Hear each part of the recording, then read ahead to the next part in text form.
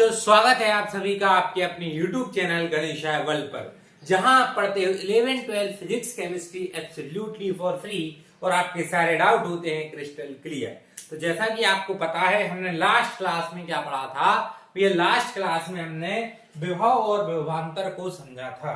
तो विभव क्या होता है? विभव होता है अनंत से किसी बिंदु तक विद्युत क्षेत्र के किसी बिंदु तक लाने में किया गया कार्य विभव है, और विद्युत क्षेत्र के एक बिंदु से दूसरे बिंदु तक लाने में किया गया कार्य विभवांतर है। अब आज हम क्या करने वाले हैं? आज हम एक इंपॉर्टेंट डेरिवेशन करने वाले, बहुत इंपॉर्टेंट डेरिवेशन है पूरे चैप्टर में। आज जो हम फॉर्मूला डाइव करेंगे, पूरे चैप्टर में कई बार हमें इस फॉर्मूले का उपयोग करना पड़ेगा।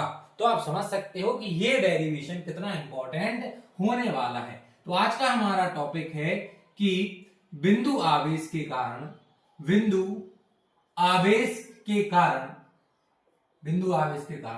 किसी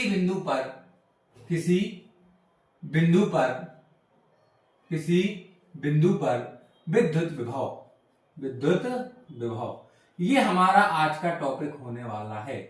कि एक क्या टॉपिक भैया? कि एक बिंदु आवेश रखा हुआ है। मान के चलो एक बिंदु आवेश है हमारे पास, कौन सा? Plus Q. हमारे पास एक बिंदु आवेश प्लस क्यू रखा हुआ है। कौन सा? Plus Q. इससे आर दूरी पर एक बिंदु कौन सा है? पी, जिस पर हमें क्या निकालना है? विभव ज्ञात करना है। एक प्लस क्यू आवेश रखा है जिससे आर दूरी पर बिंदु पी है, जिस पर हमें विभव निकालना है। तो इसके लिए क्या करेंगे भैया? इसके लिए हमें अनंत से एक जो पॉइंट चार्ज है उसको अनंत से इस बिंदु पी तक लाना होगा, और वहां तक लाने में हमें कार्य ज्ञात करना होगा। तो और वो कार्य ही क्या कहलाएगा? उस बिंदु का विभव। ये तो आप जानते हो। तो हमने क्या मान लिया? यहां पर एक बिंदु ए है, इससे x दूरी पर एक बिंदु आवेश रखा हुआ है। अब इस बिंदु आवेश को यहां तक आने में जो कार्य करना पड़ेगा वही इस पॉइंट का क्या होगा? विभव। ऐसे ही तो निकालते थे। चलो, तो सबसे पहले हम क्या करते हैं? इसकी कंसीडरेशन लिखते हैं। क्या लिखेंगे हम? माना कि बिंदु ए पर प्लस क्यू आवेश रखा हुआ है। प्लस क्यू आवेश रखा है जिससे आर दूरी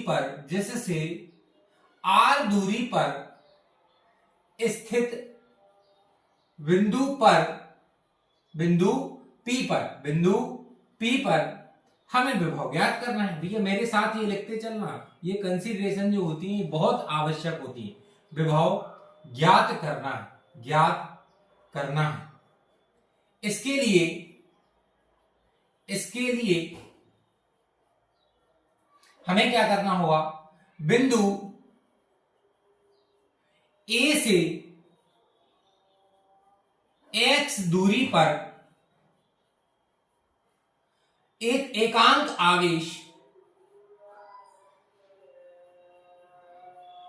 Q0 या टेस्ट चार्ज भी बोल सकते हैं हम, परीक्षण आवेश लिख दो। एकांक की जगह क्या लिख दो? परीक्षण आवेश।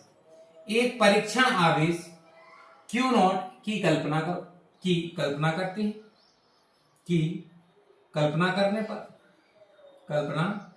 करने पर अब यदि मैं यहां Q0 की कल्पना करूं तो यहां आप देखो Q और Q0 दो क्या हो गए? आवेश। और ये यदि Q और Q0 दो आवेश रखे हैं तो भैया इनके मध्य क्या लगेगा? इनके मध्य आकर्षण या प्रतिकर्षण बल लगेगा। अब हमने इसको पॉजिटिव माना है, जो टेस्ट चार्ज होता है वो भी पॉजिटिव होता है, तो इनमें प्रतिकर्षण बल लगेगा। कितना बल लगेगा? तो कूलाम के नियम से। किससे? कूलाम के नियम से इन दोनों पर लगने वाला बल कितना होगा? F बराबर 1/4 pi epsilon not 0 Q0 upon में, इनके बीच की दूरी कितनी है? x। यहां से यहां तक की दूरी कितनी है? x का स्क्वायर। समीकरण नंबर 1। क्या यहां तक आपको कोई समस्या है? हमने क्या किया है कि एक ए बिंदु से x दूरी पर हमने एक परीक्षण आवेश माना है Q0। कौन सा माना है? Q0। उस क्यू नॉट और इस प्लस क्यू आवेश क्यू के मध्य क्या लगेगा, एक बल, जो आएगा 1/4πε0। अब हमें क्या करना है, अब हमें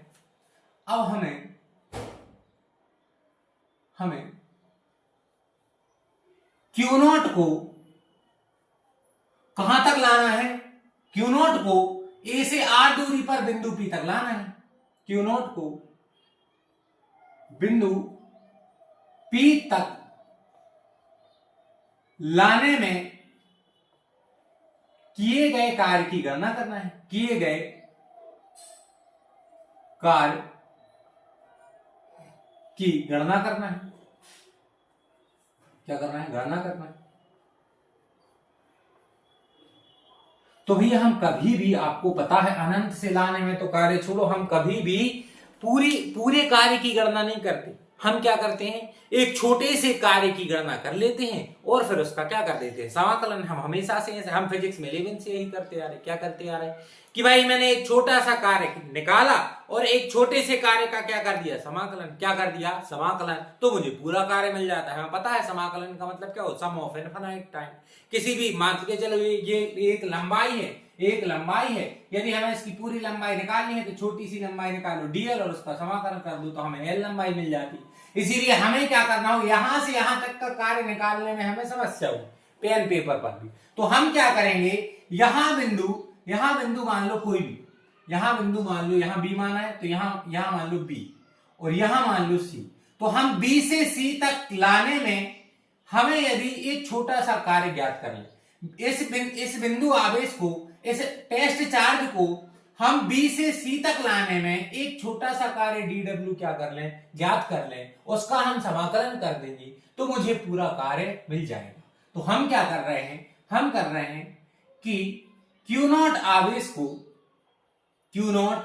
आवेश को बी से सी तक ले जाने में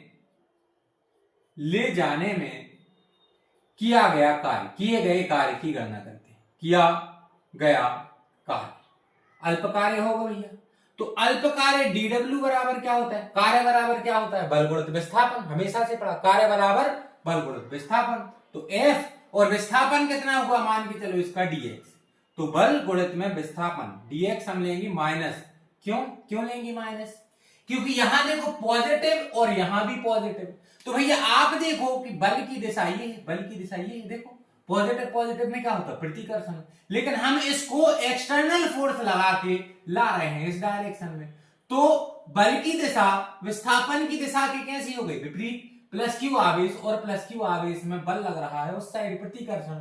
लेकिन हम इसको ला रहे हैं इस साइड, बल की दिशा ये, विस्थापन की दिशा ये है, और बल और विस्थापन की दिशा विपरीत है। इसीलिए dx की जगह पर क्या आएगा, माइनस dx की जगह क्या आएगा, माइनस dx, क्योंकि विस्थापन की दिशा कैसी है, विपरीत। हम यहां लिख सकते हैं माइनस। क्यों आया, बल और विस्थापन की दिशा कैसी है, विपरीत है। कैसी है, विपरीत है भैया। इसीलिए ऋणात्मक जो है, ऋण चार्ज आया है। अब क्या करें हम, अब लिखो समीकरण एक से क्या करना है भैया, समीकरण 1 से f का क्या रखो, मान। देखो 1/4πε0 को मैं क्या लिख सकता हूं कि यहां क्या आया, क्यू नॉट अपॉन में एक्स स्क्वायर और साथ में क्या आ गया, dx। अब क्या करें भैया, अब भैया हमें छोटे से कार्य से निकालना है पूरा कार्य, और पूरा कार्य निकालने के लिए हम क्या करते हैं, समाकलन। तो अब कर दो समाकलन। अब क्या कर दो, समाकलन करने पर हमने कर दिया dw का समाकलन। तो समाकलन dw। अब देखो कार्य हमें कहां से कहां तक निकालना है, कार्य हमें निकालना है, ये अनंत दूरी पर रखा, कहां रखा, अनंत से कहां तक लेके आना हमें, r दूरी तक।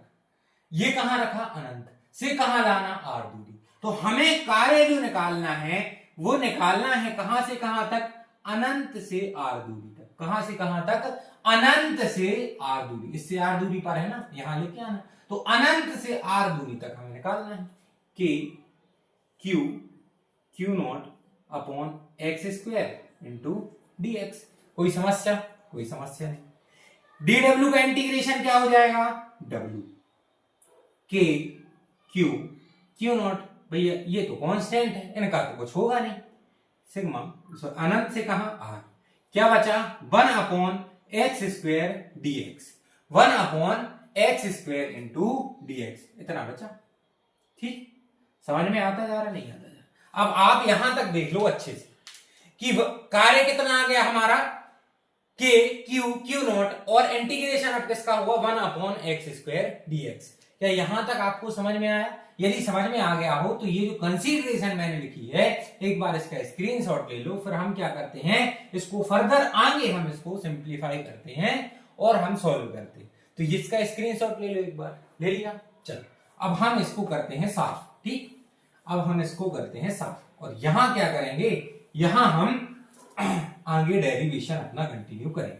ठीक, चलो तो हमारा आ गया W बराबर, तो हम इसको फर्दर आगे क्या लिख सकते हैं, हम लिख सकते हैं कि W बराबर के क्यू नॉट कहां से कहां, अनंत से R, x to the power minus 2 dx, x to the power minus 2 dx। अब x to the power minus 2 dx क्या होता है, यहां अच्छे से समझना, x to the power n dx का समाकलन होता है x to the power n plus 1 upon में n plus 1। x to the power n dx क्या होता है, x to the power n plus 1 upon में n प्लस 1। अब यदि मैं x to the power minus 2 dx का करूं तो ये हो जाएगा x to the power minus 2 plus 1 upon में, अच्छा यहां पर एक माइनस हमेशा से चल रहा है तो इसको नहीं भूलना है, ये हमें माइनस जो है इसको लेकर चलना है। ये देखो यहां माइनस है तो x to the power minus 2 plus 1 upon में माइनस 2 प्लस 1, तो ये बन जाएगा हमारा माइनस 2 प्लस 1 मतलब कि x to the power minus 1 और नीचे भी क्या आएगा माइनस 1। और इस माइनस 1 को मैं क्या लिख सकता हूं, वर्क डन बराबर माइनस के क्यू नॉट, हमने कर दिया है समाकलन। तो x to the power minus 2 dx का क्या हुआ, x to the power minus 1 upon में माइनस 1, और x to the power minus 1 को मैं लिख सकता हूं 1 upon x to the power minus 1 को मैं क्या लिख सकता हूं 1 अपॉन x। लिमिट कहां से कहां तक लगी है, अनंत से r। ये समझ में आया, इसको मैंने या तो आप सीधा कर लो कि 1 अपॉन एक्स स्क्वायर का समाकलन होता है माइनस 1 अपॉन एक्स, याद भी रख सकते हो कि 1 अपॉन एक्स स्क्वायर का समाकलन होता है माइनस 1 अपॉन एक्स। कैसे होता है, तो 1 अपॉन एक्स स्क्वायर को मैं लिख सकता हूं x to the power minus 2। अब x to the power n dx क्या होता है, x to the power n plus 1 upon में n प्लस 1। अब n की वैल्यू क्या है यहाँ माइनस 2, तो n की जगह पर आएगा माइनस 2 प्लस 1 और नीचे n की जगह माइनस 2 प्लस 1। अब ऋण 2 में से धन के 1 गए तो क्या बचे, ऋण के 1, और ऋण 2 में से धन के 1 गए तो क्या बचे, ऋण के 1। तो इसको मैं क्या लिख सकता हूं, क्या x to the power minus 1 को मैं 1 अपॉन x लिख सकता हूं, x to the power minus 1, x to the power minus 1 को मैं 1 अपॉन x लिख सकता हूं, और माइनस जो है वो निशान हमने यहां लगा दिया।